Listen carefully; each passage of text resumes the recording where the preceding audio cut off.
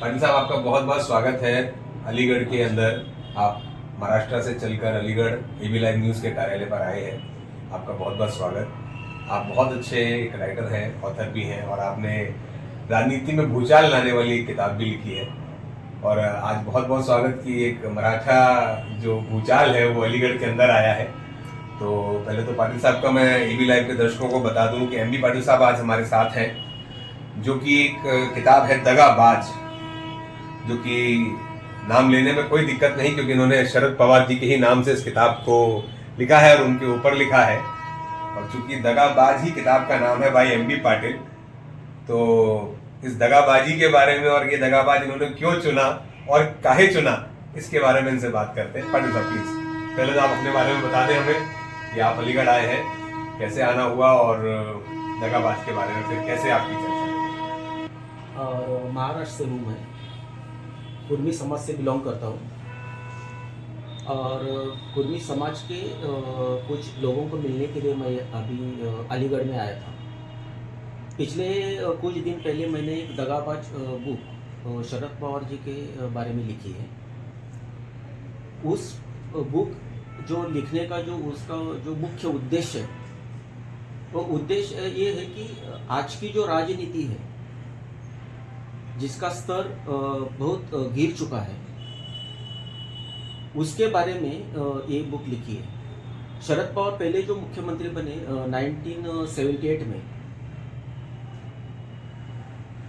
जिस टाइप से उन्होंने मुख्यमंत्री पद हासिल किया, उसी टाइम से ये जो राजनीति जो महाराष्ट्र और पूरे देश में जो एक माहौल चेंज हो गया राजनीति का, मतलब गठबंधन या आघाड़ी गवर्नमेंट जो चल रहा था, उसके बाद जो भी अनैतिकता जो राजनीति में आई है, जो भी भ्रष्टाचार आई, जो भी स्कैम हुए, उसका जो मूल जो है या उसकी जो जड़ें हैं, वो शरद पवार जी के पास जाती है। मतलब राजनीति की जो जड़ें हैं, आपका कहना है कि राजनीति की जो जड़ें हैं, साजिश राजनीति या गलत राजनीति की जड़ें जो है शरद पवार जी का पास से ही, जबकि वो राजनीति के पुरोधा है, महाराष्ट्र की राजनीति नहीं, देश की राजनीति में भी एक अपना योगदान है। उनको जो पॉलिटिक्स और सहकारिता जो क्षेत्र में उनको जो माना जाता है कि उन्होंने बहुत बड़ा योगदान दिया है, ये बात बिल्कुल झूठी है। शरद पवार का सहकारिता क्षेत्र में बिल्कुल जीरो योगदान है, उनका कोई योगदान नहीं। उन्होंने कोई भी संस्था स्थापित नहीं की। उल्टा उन्होंने जो संस्था पहले से जो बनी हुई थी, उसमें से अधिकतर संस्थाएं उन्होंने बेच डाली। मतलब सेंट्रल गवर्नमेंट ने एक कानून लाया था, सरफेसी एक्ट। वो सरफेसी एक्ट का मतलब था कि यहाँ पे जो इंडस्ट्रियलिस्ट है, जिन्होंने बहुत बड़ा जो कर्जा लिया था, उसको रिकवरी के लिए वो एक्ट बनाया था। लेकिन शरद पवार जो है, कानून की धज्जियां उड़ाने वाला ये जो पर्सन है, इन्होंने उस कानून को कोऑपरेटिव सेक्टर में लाके, उन्होंने कोऑपरेटिव सेक्टर की जो बड़ी बड़ी मिलें थी महाराष्ट्र के अंदर, कम से कम 50 मिलें उन्होंने बेच डाली। और वो 30,000 करोड़ की जो प्रॉपर्टी थी कुल मिला के, उस 6,000 करोड़ में उन्होंने मतलब भंगार के जो है उसके भाव में उनको बेच डाला। और वो उन लोगों को बेच डाला कि उनके परिवार के जो लोग हैं, जैसे कि अजित पवार है, वो अजित पवार ने कम से कम 15 से ज़्यादा 25 कारखाने तक उन्होंने खुद परचेस किए। उनके जो दूसरे जो लोग हैं, राजनेता जो हैं उनके, और काफ़ी जो उनके फैमिलीज मेंबर हैं, उन लोगों ने पूरे सब सहकारिता क्षेत्र की पूरी व्यवस्था ही खत्म कर डाली।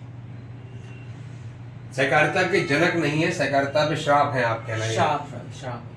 सहकारिता, शरद पवार सहकारिता की जनक नहीं, क्योंकि सहकारिता महाराष्ट्र का जो पूरा जो मतलब इंडस्ट्रीज है, ये कोऑपरेटिव सेक्टर है, किसानों के जो प्रॉब्लम्स है, उनकी जो हालत आज की जो है, वो उनकी जिम्मेदार है शरद पवार।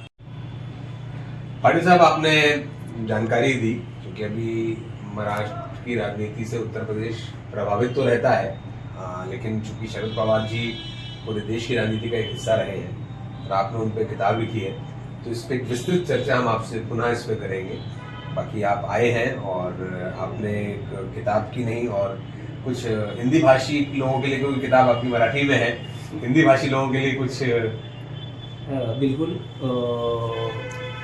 आने वाले कुछ समय में ही हिंदी भाषी जो लोग हैं उनके लिए भी हिंदी एडिशन अभी आ रहा है।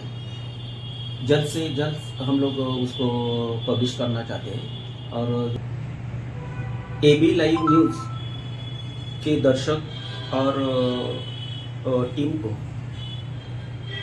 धन्यवाद देता हूँ मैं, और उन्होंने मुझे बुलाया, उन सभी का मैं आभारी हूँ।